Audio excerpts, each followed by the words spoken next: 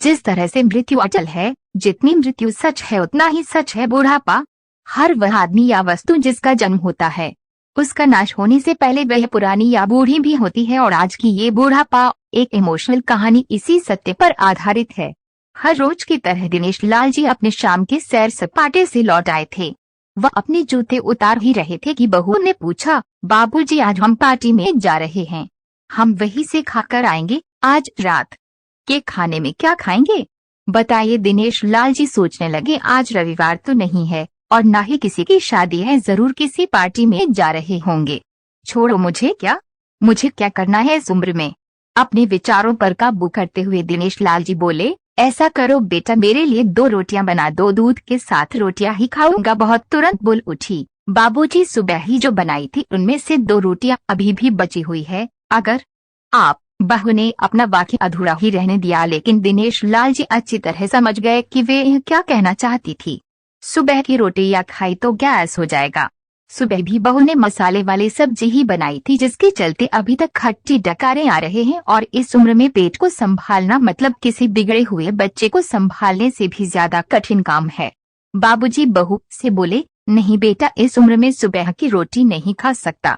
तुम्हें थोड़ी तकलीफ होगी, लेकिन मेरे लिए 2 ताजी रोटी बना दो। बहू को बहुत गुस्सा आया। वो गुस्से में ही बड़बड़ाते हुए उठी, अब 2 रोटियां बनाओ या 10 काम तो उतना ही बढ़ेगा।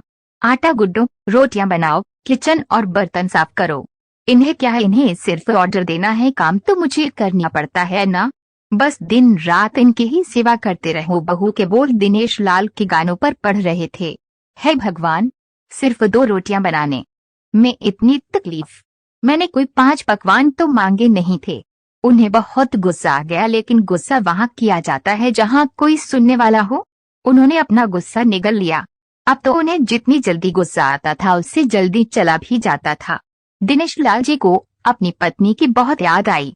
निर्मला के जीते जी उन पर कभी बासी रोटी खाने की नौबत नहीं आई थी। उल्टा खाने में 10 चीजें और मिल जाती थी। खाने के साथ मीठा, कॉम पापड़, अचार, दही, छाछ, सलाद और पता नहीं क्या क्या। दिनेश जी को बहुत बुरा लग रहा था। रहने दो बहू, मैं सुबह की रोटी ही खा लूंगा। फिजूल में तुम्हें तकलीफ होगी, और वैसे भी तुम्हारे हाथों की रोटी बहुत मुलायम होती है। मुझे चलेगा। मेरी वजह से तुम लोगों को देर नहीं होनी चाहिए। बहू को तो छुटकारा ही मिल गया। वे अपनी आवाज मीठी करते हुए बोली, बाबूजी आप चाय लेंगे क्या।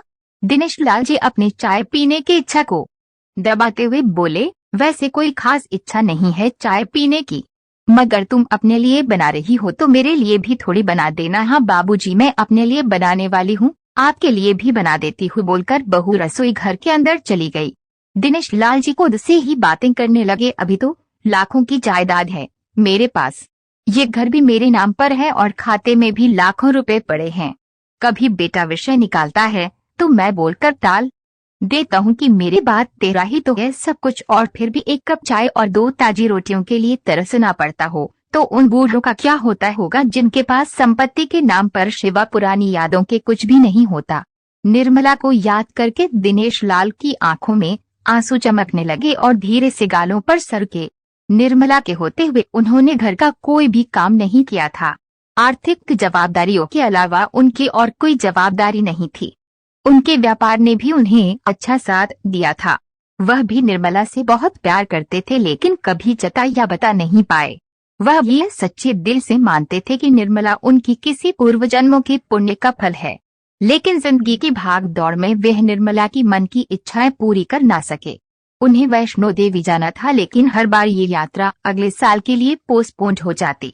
घर बार और संसार की जिम्मेदारियां संभालते संभालते कब उनकी इच्छाएं उन्हीं के साथ चली गई पता ही नहीं चला। दिनेश लाल जी ने देखा उनके पोता और पोती दोनों ही स्कूल से आ गए थे। दोनों ने अपना बस्ता सोफे पर फेंका और दादाजी की तरफ दौड़कर उनके गले लगते हुए कहने लगे, चलिए ना दादाजी, खेलने चलते हैं। यही निस्वार्थ प्रेम के कुछ पल थे जिनमें दिनेश लाल जी भी बच्चों के साथ बच्चे बन जाते थे और सारे अपने दुख और यादें भूल जाते थे। वह कुछ बोल पाते उससे पहले ही बहू ने कहा, चलो छोड़ो दादाजी को, हमें पार्टी में जाना है, जल्दी से आकर तैयार हो जाओ, पापा भी आते ही होंगे। दोनों ही बच्चे दादाजी को छोड़ मम्मी की तरफ भागे। उनकी पोती 7 साल की थी और पोता 5 साल का था। दिनेश लाल जी अपनी सोच में डूबे हुए बालकनी की तरफ गए। बालकनी में धीमी ठंडी पवन में उनका स्वागत किया। बहू उनके लिए चाय बनाकर लेकर आई। बालकनी में रखी अपनी कुर्सी पर बैठकर दिनेश लाल जी घुट घुट करके चाय पी रहे थे। पी क्या रहे थे, निगल रहे थे, क्योंकि चाय के नाम पर सिर्फ कम शक्कर वाला गर्म पानी था, ना इलायची ना अदरक। दिनेश लाल जी मन ही मन सोचने लगे, बहू के जाने के बाद आज खुद अपने हाथों से चाय बनाऊंगा, इलायची अदरक और थोड़ी सी ज्यादा शक्कर डालकर, और उसके साथ रोटियां खा लूंगा, रोटियां खाऊंगा। रोटियों की याद आते ही उनका मुंह फिर खटा हो गया। चाय खत्म होने पर खाली कप लेकर वे किचन में रखने गए तो वहां देखा कि बहू और बच्चों का कप धोखे पड़ा था। उन्होंने भी अपना कप धोकर रख दिया और अपनी डायरी लेकर बालकनी में आ गए। बालकनी में बैठे बैठे उनकी नजर सूखी हुई तुलसी के पौधे पर गई। उन्होंने एक लोटा पानी लाकर उसमें डाल दिया। कुछ मिनटों बाद ध्यान से देखने पर उन्हें पता चला कि सूखे हुए तुलसी के पौधे में नई कुपले जैसे मुस्का रही हो। तो याद आया कि निर्मला हर सुबह तुलसी को पानी और शाम को दिया दिखाती थी। अब तो शाम को ना तुलसी को ना ही भगवान के मंदिर में दिया जलता है। पता नहीं कितनी संस्कार, इतनी अच्छी आदतें निर्मला अपने साथ ले गई थी। दिनेश लाल आसमान की तरफ देखकर बोले, शकुंतला, मुझे और इस घर को अभी तुम्हारी जरूरत थी। तुम क्यों हमें छोड़कर चली गई? तुमने मुझे धोखा दिया। तुमने हमेशा साथ रहने का वचन तोड़ दिया। तुम मुझे अकेला छोड़कर चली गई। दिनेश लाल की आंखें भर आई। पापा, इतनी ठंडी हवाएं बह रही हैं और आप है कि बालकनी में बैठे हैं, अंदर आ जाइए, नहीं तो बीमार हो जाएंगे, बेटे ने दिनेश लाल जी से कहा। बेटा, बहू और पोता पोती सब तैयार होकर पार्टी के लिए निकल रहे थे। किसी ने झूठ मूठ ही मन रखने के लिए भी उनसे नहीं पूछा कि साथ चलिए। बाबा, आप खाना खाकर जल्दी सो जाइएगा, हमें आने में जरा देर हो जाएगी। ज्यादा देर तक जागना आपकी सेहत के लिए अच्छा नहीं है। हमारे पास घर की दूसरी चाबी है, हमारी चिंता मत कीजिए, बेटे। नहीं जाते हुए कहा, ऐसे बोल रहे हैं जैसे मेरी सेहत की बहुत फिक्र है। कितने दिनों से बोल रहा हूँ, डॉक्टर के पास ले चलो। बीपी बढ़ा हुआ है, शुगर भी चेक करवाना है। थोड़ा सा भी चलता हूँ तो हांफने लगता हूँ। बेटा कहता है कि बुढ़ापे में ये सब तो होता ही है, ज्यादा भ्रम मत पालिए। वाह बेटा, बूढ़े बाप के पास बैठने के लिए थोड़ा सा भी टाइम नहीं है तेरे पास, और पार्टी के लिए टाइम ही टाइम है। ऐसे अनगिनत विचार उनके दिमाग में चल रहे थे, लेकिन फिर भी उन्होंने हमें सिर हिलाया। सभी पार्टी में चले गए। दिनेश लाल जी हॉल में रखे कुर्सी पर आकर बैठे। खाना खाने की अभी कोई इच्छा थी नहीं, इसलिए टीवी चालू की। आज वैलेंटाइन डे था, प्यार का दिन, इसलिए टीवी पर भी उसी के बारे में दिखा रहे थे। दिनेश लाल जी की नजर पास में रखे अपनी पत्नी की फ्रेम पर गई, जिसने लाल कलर की साड़ी पहन रखी थी।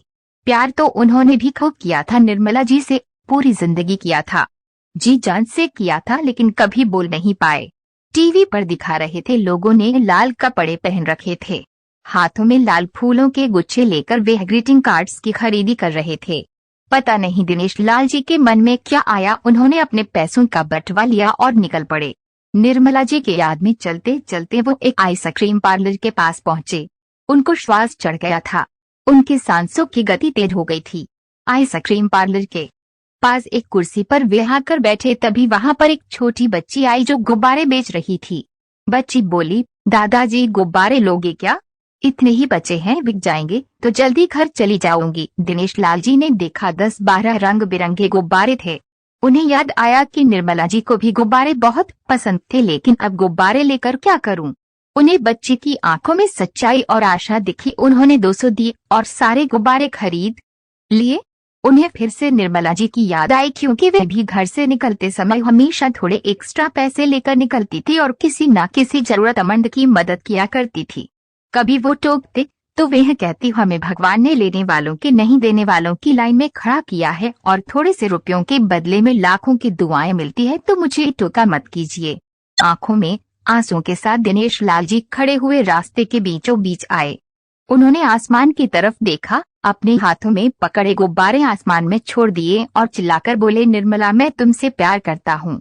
उनकी सांसों गति बढ़ गई, उनका शरीर लड़खड़ाया और जमीन पर धड़ से गिर पड़े। आसपास के लोगों को कुछ भी पता चल पाए उससे पहले ही दिनेश लाल जी ने इस मोहमाया की दुनिया को अलविदा कह दिया। उन्हें अपनी पत्नी से मिलने की बहुत जल्दी थी। हमेशा की तरह पूरी कहानी पढ़ने के लिए आपको धन्यवाद। ये कहानी जरूर आपके दिल को छू गई होगी। ऐसे ही सीधे दिलों में उतरने वाली कहानियां पढ़ने के लिए आप